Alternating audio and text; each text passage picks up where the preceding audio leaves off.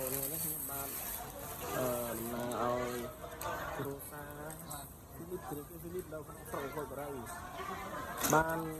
នាំយកទឹកសុទ្ធសម្លៀកបំពាក់ហើយនឹងនំ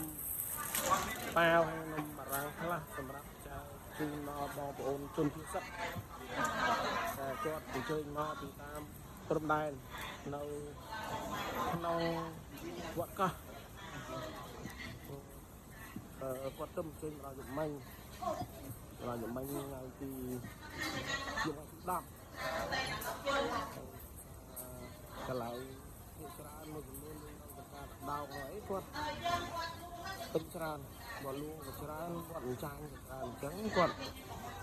ទៅអញ្ជើញមកខាងវត្តកោះចឹងណាខ្ញុំបាទជាគ្រួសារពីលីបក្រុមពលបរិយពីលីបក្រុមពលបរិយបាននៅគ្រឿងជាទឹកជាសម្លៀកបំពាក់ចាស់ខ្លះហើយនំនេះខ្លះមកជូនពួកគាត់ចឹងអរគុណ